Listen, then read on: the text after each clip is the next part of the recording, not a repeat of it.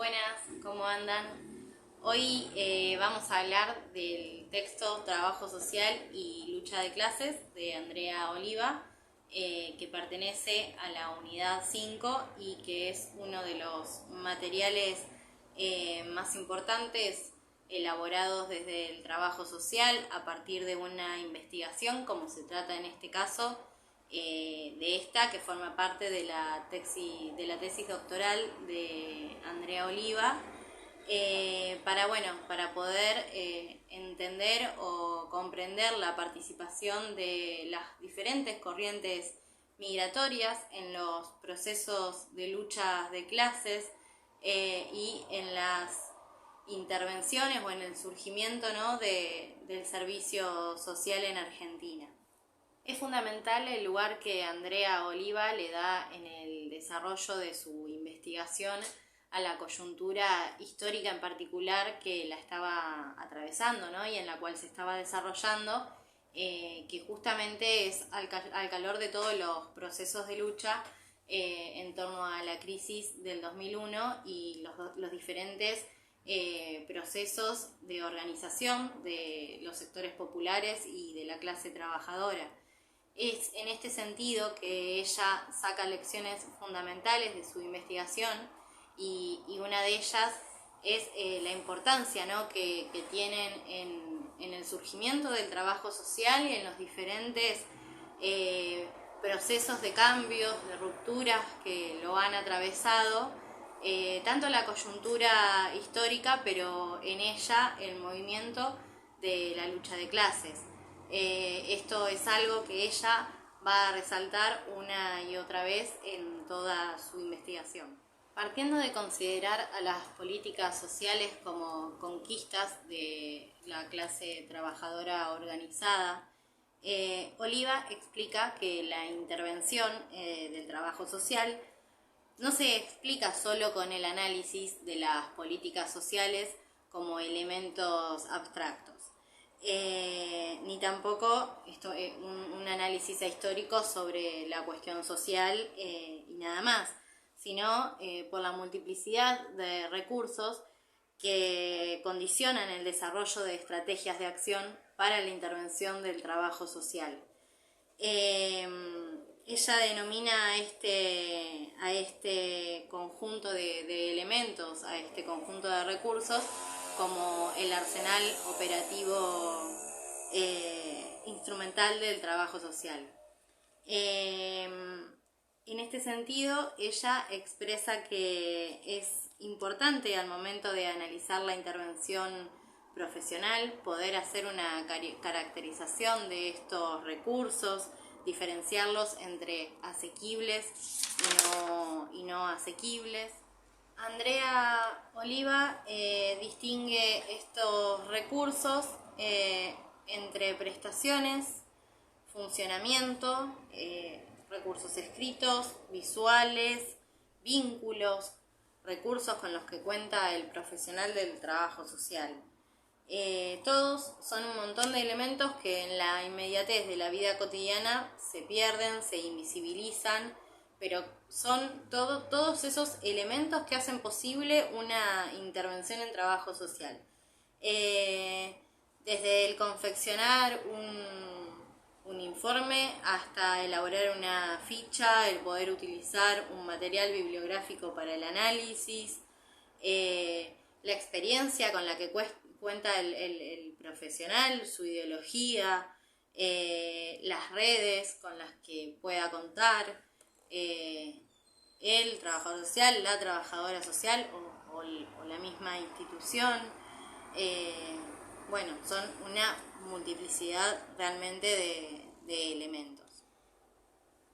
Para comprender las condiciones materiales y el desarrollo de ciertas prácticas, Andrea Oliva toma a Paulo Neto, cita a Neto, y el desarrollo de la estructura sincrética del trabajo social, en la que él explica el doble dinamismo que existe en la intervención profesional entre las demandas que nos son colocadas y las posibilidades o las fuerzas para dar respuestas teórico y prácticas sociales a estas demandas, ¿no? Neto, a su vez, habla del movimiento como un movimiento dinámico, un movimiento constante, que también trae a colación a Karkosik cuando nos habla del concepto de totalidad, como una totalidad que está en constante movimiento, que es cambiante, que tiene múltiples contradicciones que la atraviesan, que la condicionan y que atraviesan y condicionan nuestras prácticas como sujetos insertos, en este caso como trabajadores sociales, en la vida cotidiana, ¿no? Donde desarrollamos nuestra intervención profesional. Muchos de estos migrantes traen consigo trayectorias políticas, recorridos de militancia, que reproducen también aquí, dando lugar a un contexto sumamente heterogéneo en el que convergen diferentes colectivos y posibilitan el surgimiento de diferentes organizaciones de la clase obrera, digamos. Una de las primeras organizaciones que trae Oliva en su investigación es la de Socorros Mutuos, que consistía, digamos, en el aprovisionamiento de recursos para su posterior gestión, digamos. Aproximadamente en 1874 comienzan a aparecer en Rosario y Buenos Aires diferentes organizaciones de trabajadores que adquieren diferentes formas, y esto está vinculado a la imposibilidad de muchos de estos migrantes de poder afiliarse legalmente a partidos, a sindicatos y demás, por cuestiones burocráticas que prevalecen hoy día, ¿no? Como son las múltiples trabas económicas principalmente para poder acceder a la documentación reglamentaria como migrante. Entonces, las primeras organizaciones a las que ellos pertenecen tienen otras características y formas organizativas diferentes a las de los sindicatos y partidos políticos. Pero esto no quita su injerencia también en estas formas organizativas, por supuesto. En 1870, la Unión Tipográfica es el primer sindicato en la Argentina que organiza una huelga. Sus reclamos: mejoras laborales y mejoras salariales. Demandas que también persisten, ¿no?, hasta hoy en día en los diferentes sectores de trabajadores.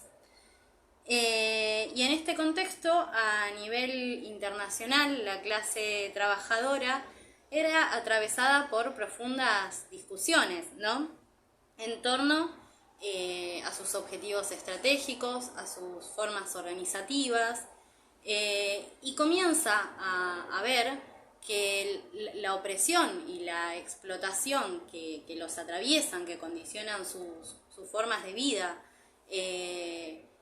sus formas de vivir, sus formas de morir, sus formas de trabajar, son las mismas en todo el mundo. Y así, de la mano de Marx y Engels, surge la primera internacional comunista. La primera internacional comunista, como decía, surge en 1864 en Inglaterra, como producto principalmente de este avance en la toma de conciencia, digamos, de la clase trabajadora, y como producto del movimiento de la lucha de clases. Los socialistas, migrados a la Argentina, impulsan la creación y la federación de los sindicatos como herramientas de organización. Los anarquistas, que nada tienen que ver con ni ellos, ni sus luchas, ni el mundo por el que peleaban, digamos, nada tienen que ver con los mal llamados libertarios que hoy vemos en la tele.